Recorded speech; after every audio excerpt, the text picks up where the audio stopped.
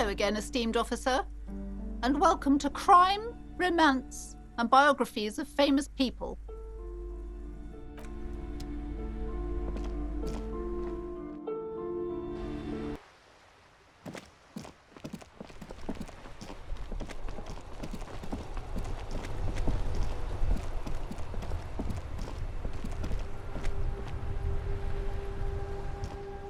Inside, you see a set of steering levers, a radio microphone, a pull-out toolbox, and the soft glow of the fuel preheater gauge. This is Precinct 57. How may I assist you? Sure, officer. What's the number? And the make of the armor, if you know it. Got it. I'll contact the ICP database immediately. Call back tomorrow. Hopefully they'll have dug up something useful by then. The International Collaboration Police, ICP, is an inter-Isolari law enforcement service, the crown jewel in the moral intern diadem, alongside EPIS and the coalition government. It will take just a moment, officer. Her voices fade out into the familiar radio static.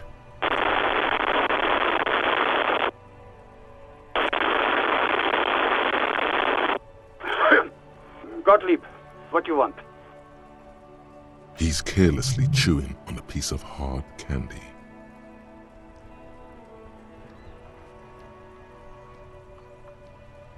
Oh, it's you. Was that a snarl or a suppressed groan? No love for you here.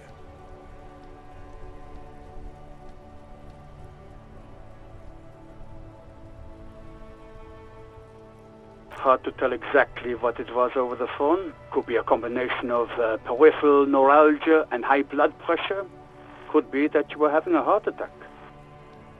Or, actually, it could be both, given your profile.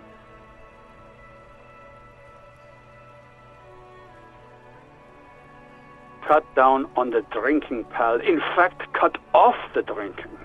The drugs, too. Anything else?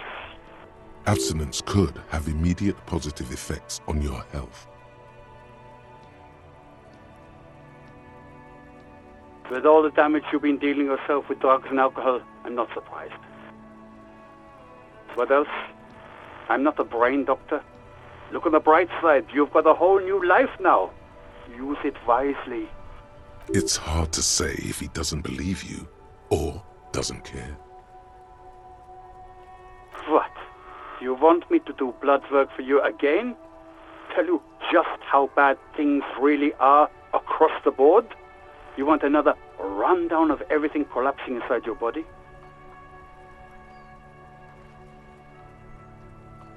You want the real, honest-to-God truth?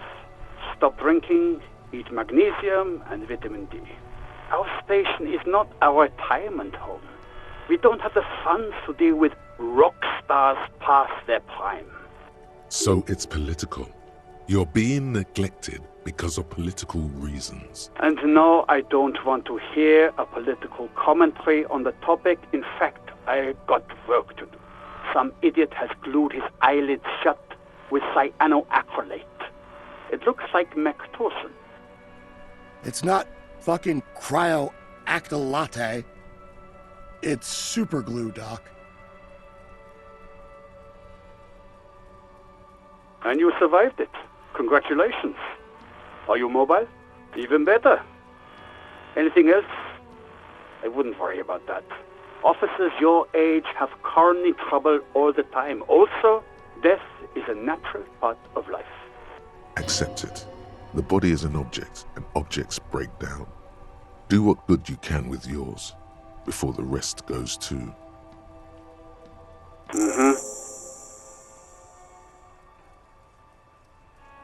Anything else I can help you with, officer? Just a second, officer. Sylvie Malaika on the line for you, officer. Yes, hello? Oh, great. What else do you need, detective? Yes, I know who you are. You're a police officer. The law.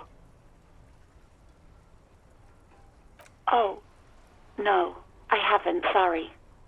Real policemen have uniforms too, by the way. Where's yours?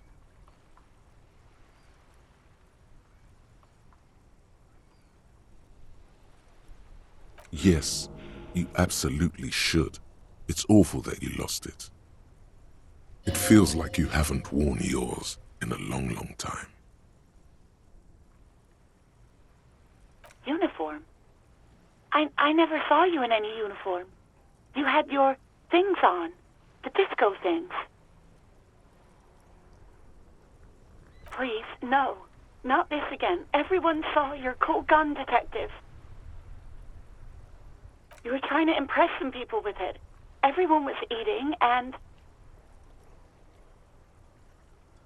you were waving it around in everyone's face, begging them to describe it. You said it calms you, and then you started making suicide jokes. It got pretty graphic. Oh, those again. I have been trying to wean you off them. You know, when you put your gun, your actual gun, on your temple and pretend to shoot your brains out, off of that, people don't like that.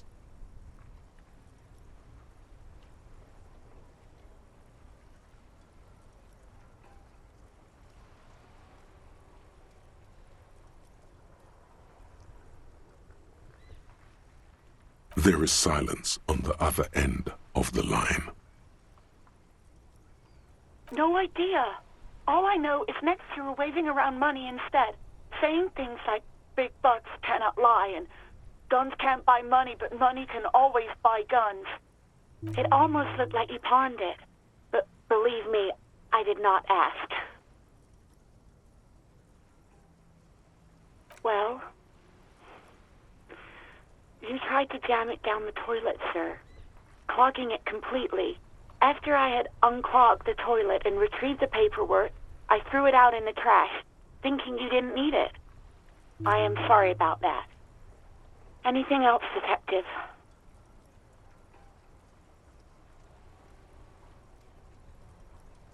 You hear the call breaking up on the other end of the radio, and then the already familiar voice. Anything else I can help you with, officer? 57's over and out. In the cabin, you see a set of steering levers, a radio on a hook, a pull-out toolbox, and the soft glow of the fuel preheater gauge.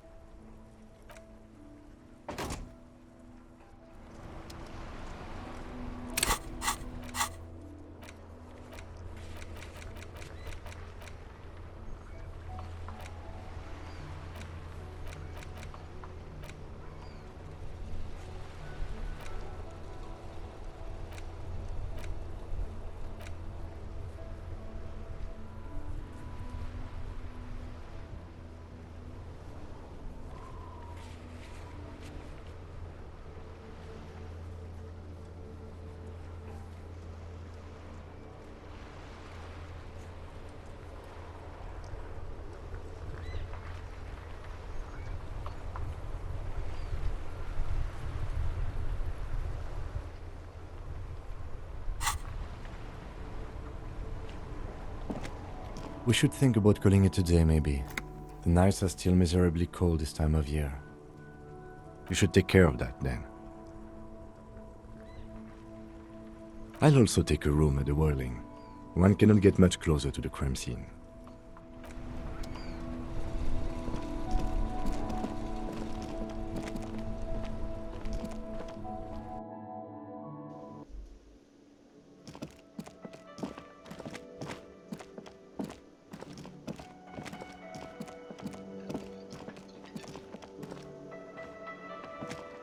Can I help you? Yes, have you got it? Well?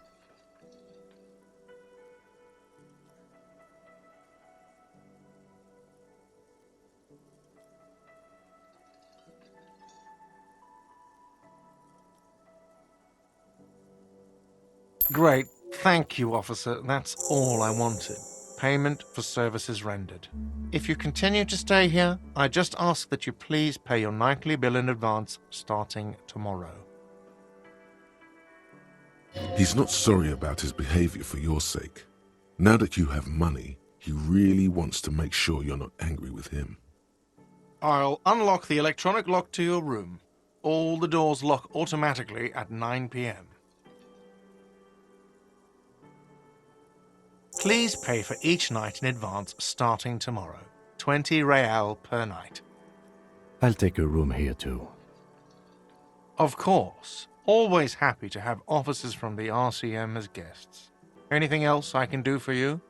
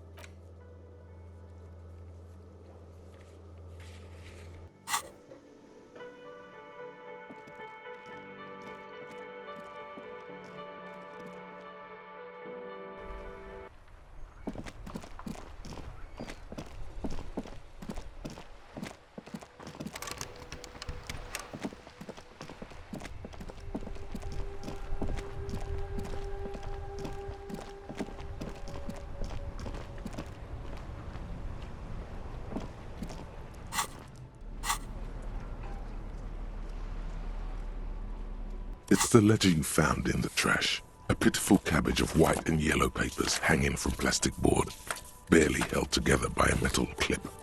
This sad display is made complete by the faint smell of urinal cleaner. There's a piece of toilet paper, or is it cleaning tissue? No, it's toilet paper, desperately sticking to the back of the blue plastic clipboard. It's a metaphor for you. Below the pathetics, terror. Do not look into its blue heart. It's just toilet paper sticking to the back of the plastic clipboard. You can take it off if you want. Still wet, the toilet paper peels off the plastic easily. All you have to do is shake it off with your finger and voila! The ledger now looks marginally better.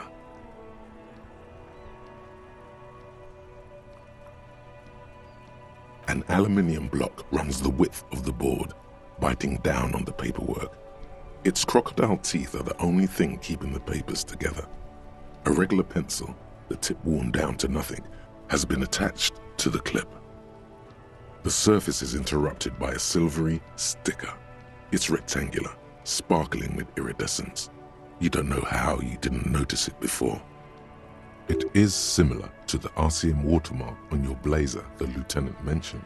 Didn't he say something about the headlights of his motor carriage? That you can read these there? What? Yes, halogen watermark used for adding information to RCM property. It depends. Aside from an anti-counterfeiting stamp, mine has my station number and address. The information varies by date of issue. Maybe yours will have how many cases you've solved. How many years you've been on the force, he's thinking. It'll have that. Any capable light with the right wavelength will do.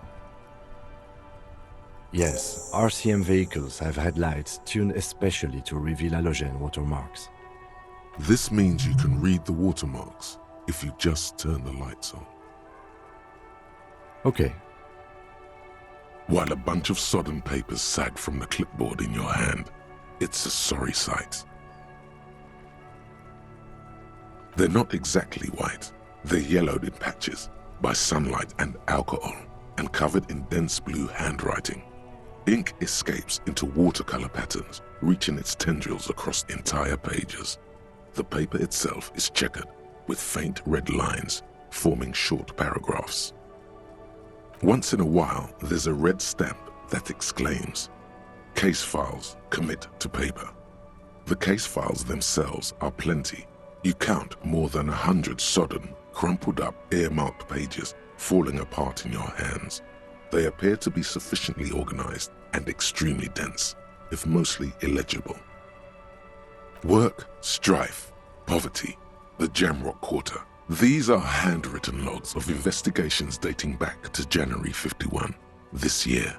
The exact number is hard to estimate due to missing pages and an odd naming convention. But there are at least 20, maybe 30 cases undertaken, not completed, mind you. It's the middle of March. You have attempted 2 cases a week on average.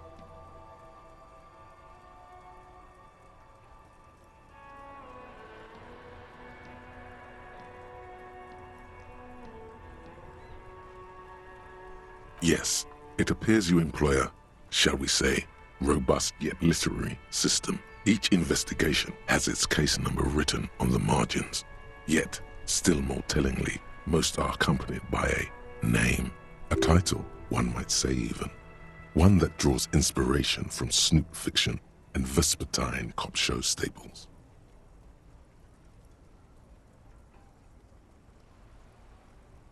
Yes, all caps. One is called The Next World Mural. Another, The Square Bullet Hole Murders. Another yet, The Unsolvable Case. Others appear more light-hearted. The guys on a couch in an unexpected location, and the murder at the hookah parlor. Even the rare article-free collapsing tenement. Murder features prominently throughout. It's going to take an effort to piece these case files together, but it can be done. Once you're done inspecting them up close. You mean the alphanumeric? Officer, precinct, time of arrival at the scene? Oh, you mean the titular? Yes, well, so do I. In our defense, almost everyone in the RCM does. It's a holdover from the early days of the RCM, right after the revolution, when the organization had little idea how to do things. It persists in an unofficial capacity. Officers use these titles to refer to their work among themselves. Again, in your defense, I seem to have named one the man with the hole in his head. That was a real person. His death was real. Still I named it that, to amuse myself. I pray his loved ones never find out. Rail spiked through the head. He died. It was a workplace accident. Huh? 2 complex cases to undertake is a lot, yes. You really have to push yourself. I would not suggest it, lest you start making mistakes. 2? That's a lot. I didn't mean to say you are making mistakes, by the way. That was presumptuous of me.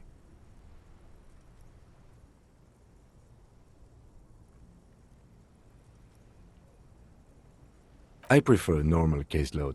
It's a matter of method. Like a fan of gills, the checkered papers dry in your hand. The handwriting is extremely dense, if mostly illegible. There is, for precisely 1 more. 15 pages near the end remain untouched by the damage. The checkered grid forms a structure of passages, breaking the case into subtasks to accomplish. Once all the tasks are accomplished, the case is complete. The tasks you've completed flow out of the kind green ape pen in a brash freehand similar to the rest of the letters.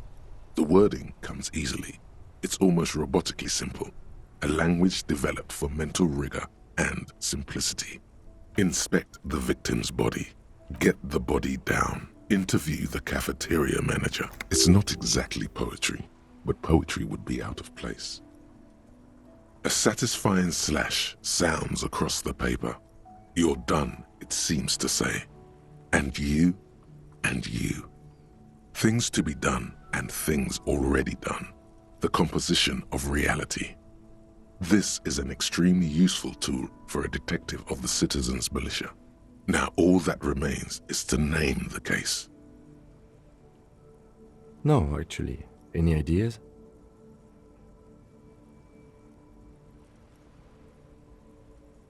Great. That's great. That's actually what I was thinking too. The Hanged Man. Good, strong name. We have a very good name for the case now. I'm going to start calling it the Hanged Man. It's good we sorted this out.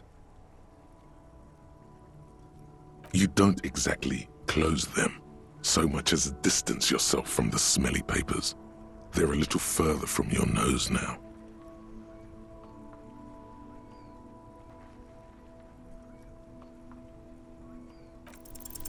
Yes, you can piece them together using the alphanumeric code on the margin. It always begins with HDB41, then date of initialization and time of arrival on the scene, followed by the title. For example, HDB 41120111700, the Next World Mural. Why yes, your precinct number is 41. Every last alphanumeric in the files begins with it. And these are your case files. It's safe to say HDB are your initials.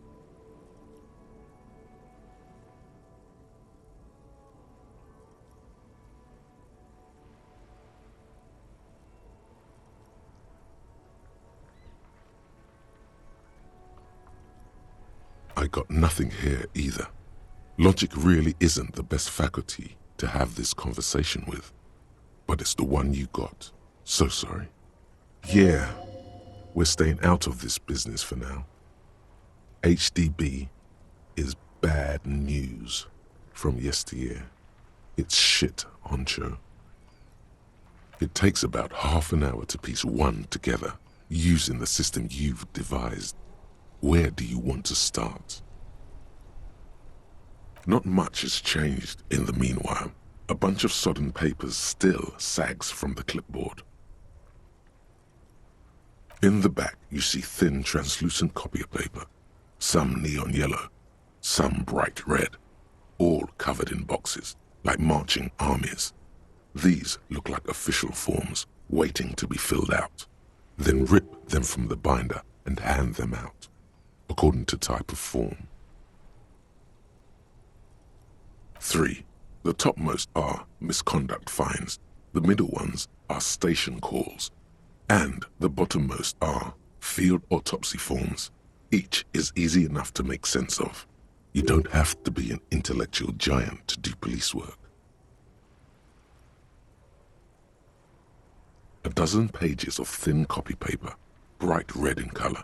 You see the parameters of a deceased human form waiting to be filled in.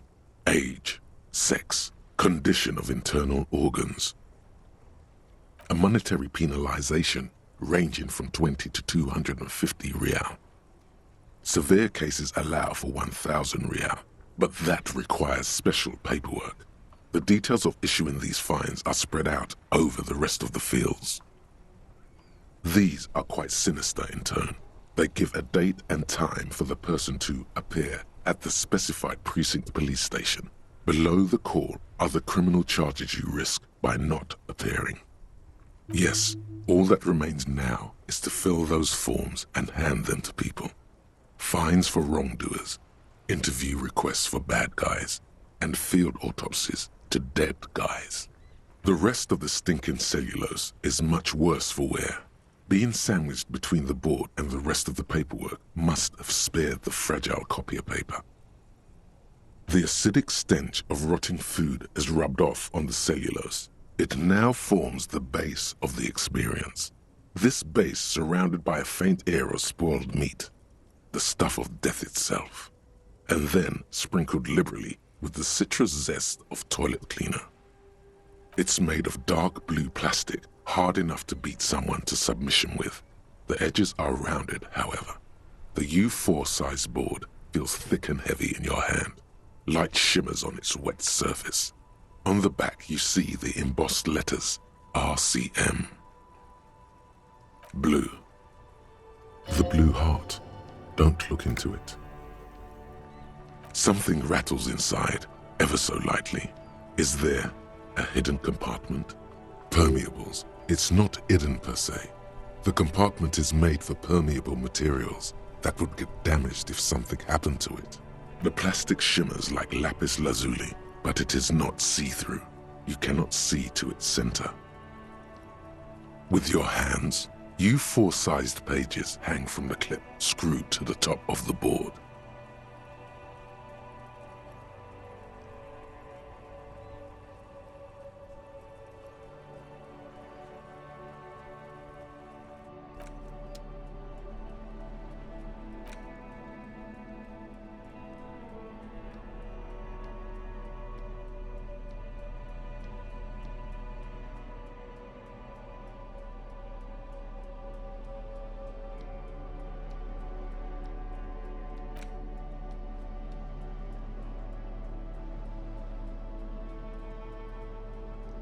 It's the ledger you found in the trash, a cabbage of papers hanging from the board, with the permeables drawer inside.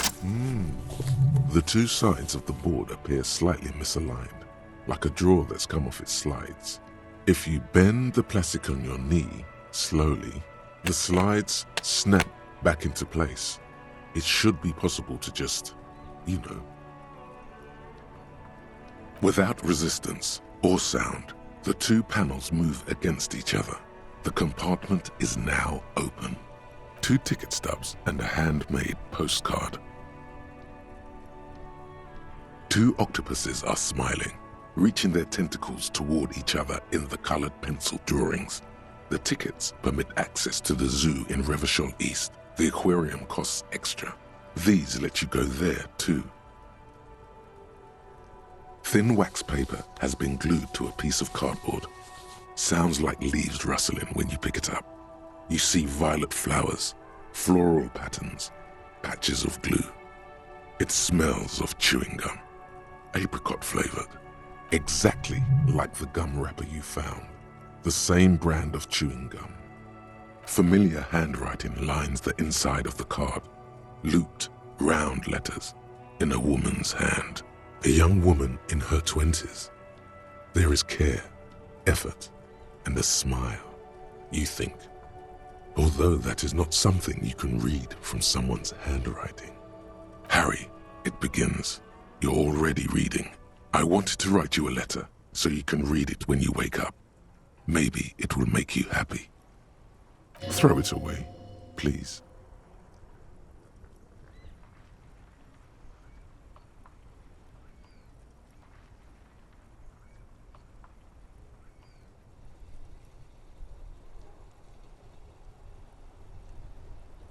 A merciful wind blows in from the bay of Regression, dusting the ground at your feet and raising newspapers far away. You feel the card slipping into it.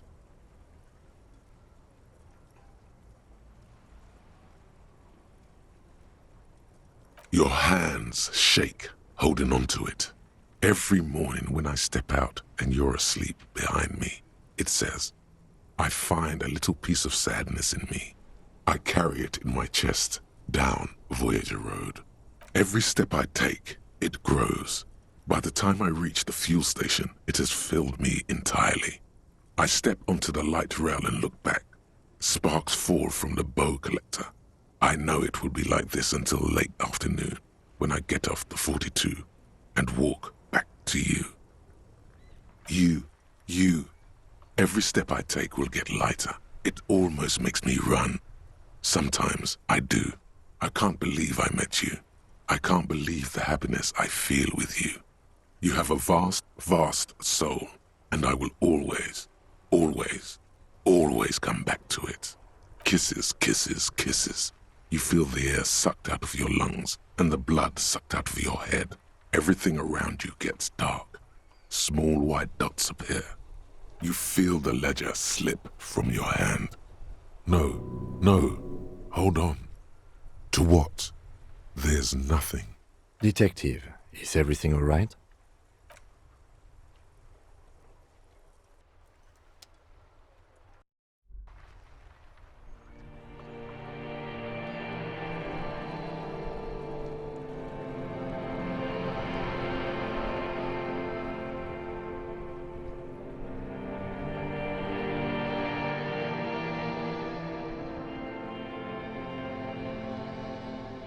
There is nothing.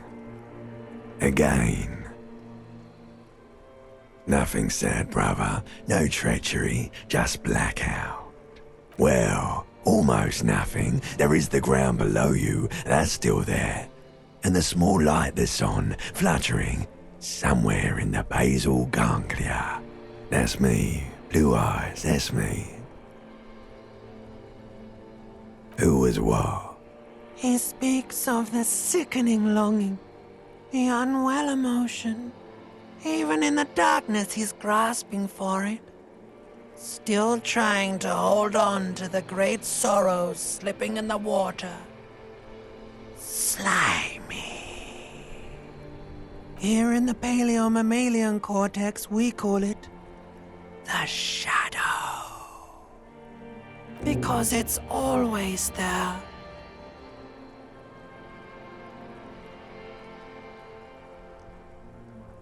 Bloated corpse of the past resurfacing.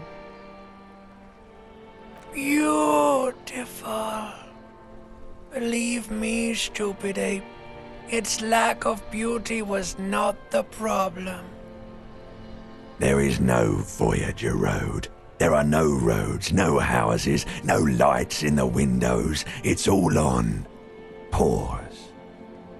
You think they would let you? Until you disintegrate into biomolecules. No, someone is breathing on your face now, inspecting your pupils, stupid idiot. Yes, they're pouring something on you. It's in you. And It's delicious. Glowing lights on a dashboard emerge out of nothingness. In the upholstered cabin of Lieutenant Kitsuragi's motor carriage, seated in the driver's basket, the air is thick with leatherworks and heavy fuel oil. Cold water runs down your chin. Drink. Water. The water is cold, silvery, the stuff of life itself as it pours down your parched throat. The pounding in your head recedes. The darkness parts. Drink. You haven't drunk water in 2 days. Did you know the human body is not made to survive on alcohol alone? You need a secondary form of hydration. With greedy gulps, you down half a liter of cold water. Some of it spills on the driver's seat. The lieutenant pays no heed to it. What happened?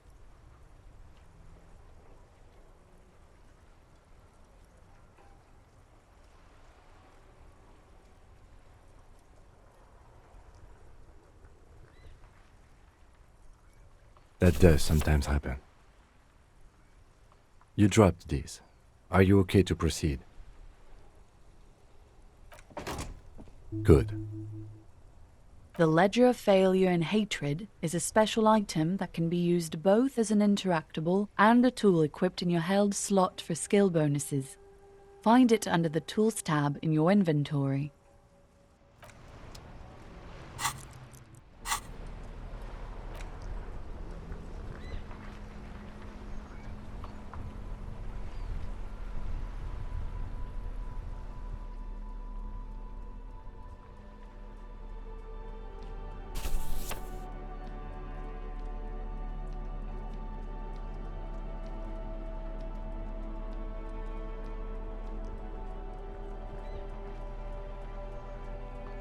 It's the ledger you found in the trash, a cabbage of papers hanging from the board, with the permeables drawer inside. It's barely held together by a clip, then made complete by the faint smell of urinal cleaner.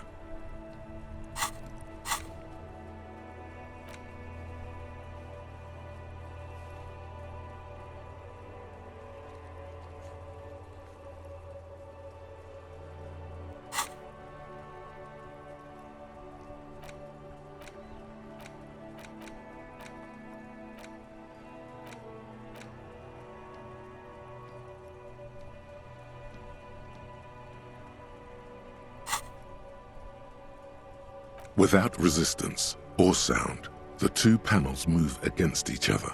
The compartment is now open. Inside, you see 2 ticket stubs and a handmade postcard. The words just crossed your mind somehow. Who do you think? It's slightly, ever so slightly, difficult to breathe once you've done so. The drawer is locked. Blue ink drips from the white pages in your hand. Arson, petty theft, spousal abuse, handwritten. You don't exactly close them.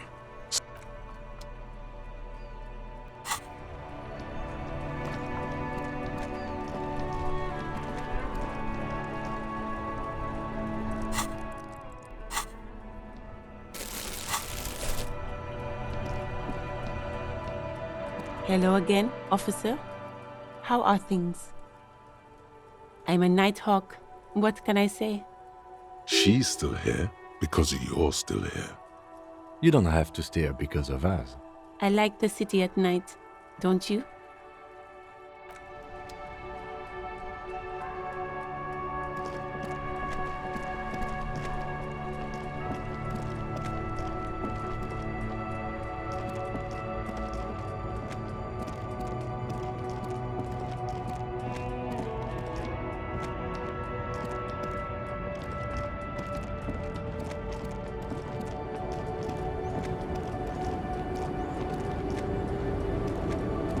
The small, wrinkled woman does not greet you. She nods along to something on her radio. A photograph is clutched in her hands, and there is a warm smile on her face. The photo, an ambrotype from the turn of the century, as golden as her smile. It's the warmth of a winter night's fire. Maybe she could give you comfort and shelter, some cigarettes and food money. Maybe she's your... Nothing. Her smile just keeps widening. Her hair is gray like lead. No response. Wherever this woman is, your words fail to reach her. If you want her attention, you may need to be more forceful. Where am I? Who are you? The smile on her face has disappeared, replaced by the weary aspect of a cornered beast.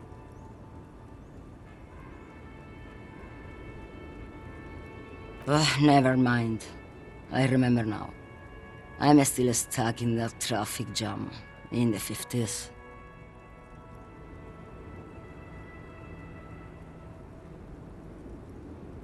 Back in Mecca, during the time of the revolution, the sidewalks and cafes are filled with young people. I was on my way to see a new Boyadero picture starring Gabriel Buenguerro. Until you came along, that is.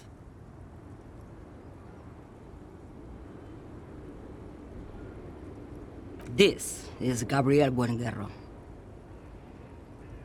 A strikingly handsome man looks straight at you, his head crowned with a wide brim hat. His hair is dark as an oil slick, and his jaw the most perfectly chiseled thing you've ever seen. This man's got a hold over her, even 50 years later. You can feel it. He was the biggest star of his day. Girls used to faint in the aisles of cinema whenever he came on the screen. And schoolboys used to memorize all of his lines. Someone was. They are someone's memories, boy. What difference does it make if it's me or not? They're beautiful. That is all that matters. Beautiful and true. And they will win. They're coming for this, you know? All of this. She seems to derive some bitter pleasure from this strange thought, as if the past will one day wipe the present away, like a tidal wave approaching. I wasn't dreaming. I was there, Loman. It was early spring, and the man behind the black sun had just come out. The posters were 20 meters tall. Everything was golden. While you, people, were tearing each other apart over your petty little revolution, in Methk, it was a golden age. The Republic of Mesk is a massive confederation on the Isola of Muindi, the world's largest state by territory. It's a petrostate, a constitutional monarchy, and, as of recently, an outcast due to its tilt to the far right.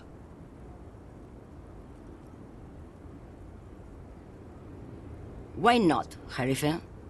It's not like I have anything better to do in this hellhole. There's something off about this woman. Tell her to show you the soles of her boots. Maybe she was at the hanging somehow.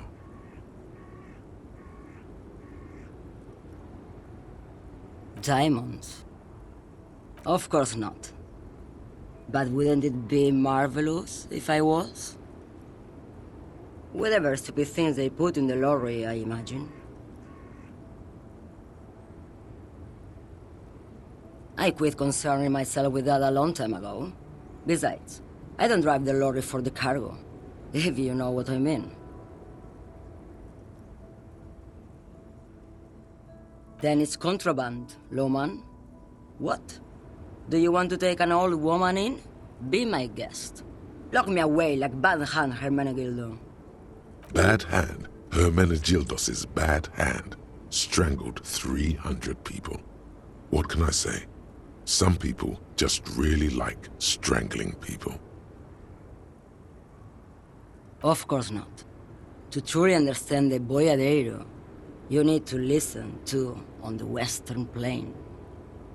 A boyadero, boya for short, is a cowherder from upstream Magritte, the great steppes of northern Mesk.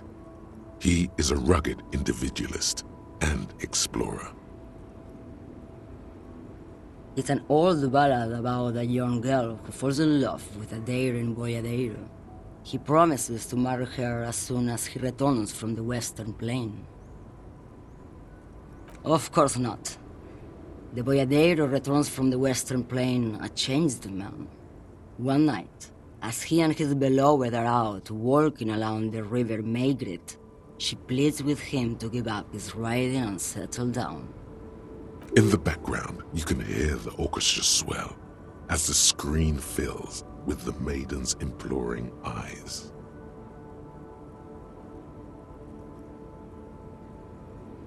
So the boyadero strangles his beloved and throws her body in the Magritte.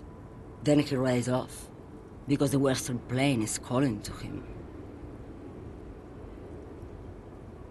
The most beautiful. A true boyadero needs a whole horizon to himself. He can't be tied down by man or woman. His beloved was selfish. She didn't know what it meant to love a boyadero. What if to truly love a boyadero is to float lifeless downstream? She's just a distracted old woman. We should maybe let her get back to her things. So he doesn't think she's a smuggler? You hear that, lawman? I don't think your partner likes you spending too much time with me.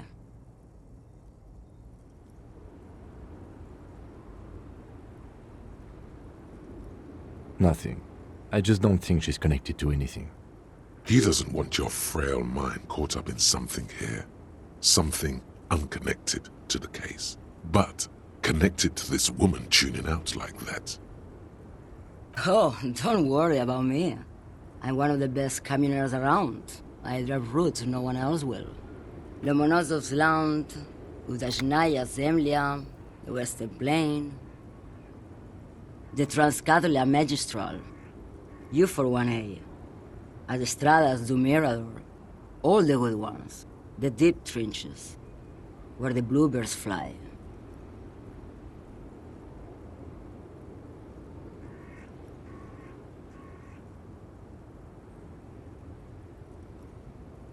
Irmao, I already am dust. Now what do you want with an old woman's boot, Sheriff?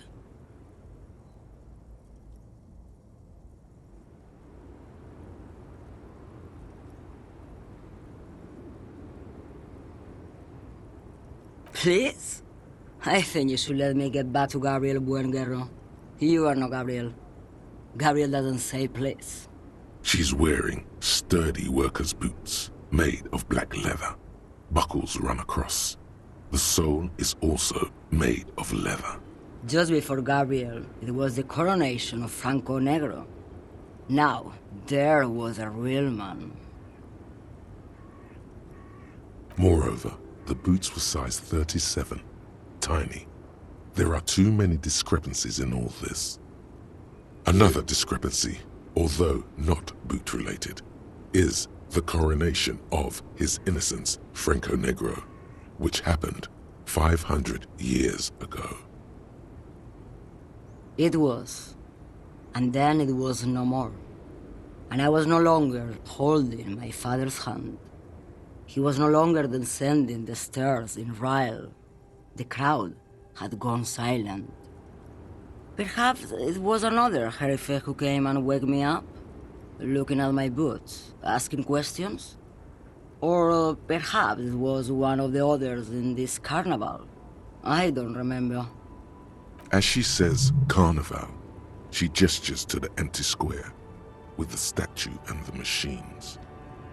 I could have told you that from just looking at them. A size is 37. The feet of a little girl, they fit well on the pedals.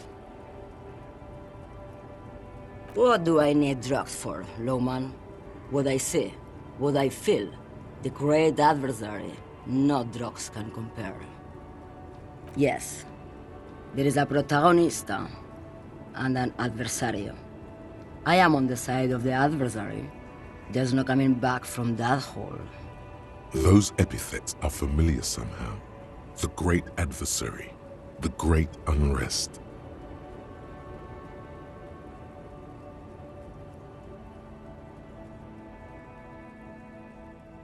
If you don't know, Maybe if she thought you're corrupt.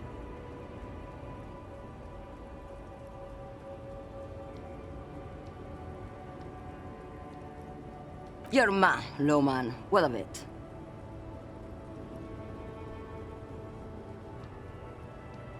Maybe. Probably not. Makes no difference to me either way. Just this month, I made half a dozen trips from Saramiriza to Garte, on the U41A. What do you think they take from Saramiriza to Garte, Lowman? It's diamonds, Lowman, obviously.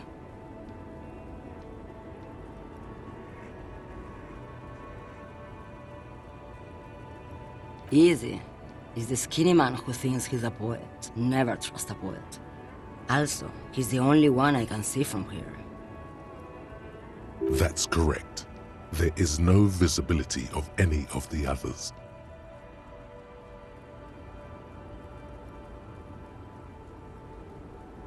Where do you want me to go? This isn't so bad. I can listen to music, or the seagulls.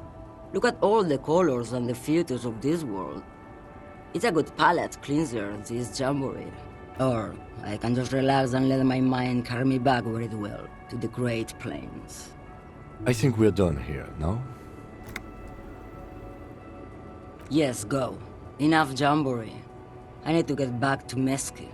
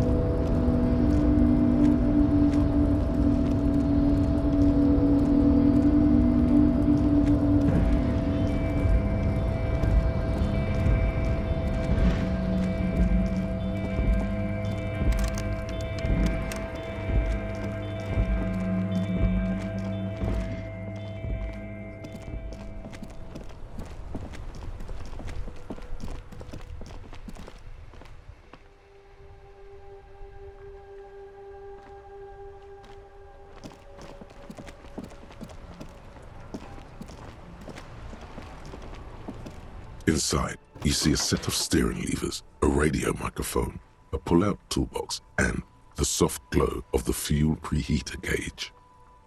All right. Ready? I turn, you press start. It's next to the preheater. He's downplaying his excitement. The lieutenant is more than happy to show off his precious carriage.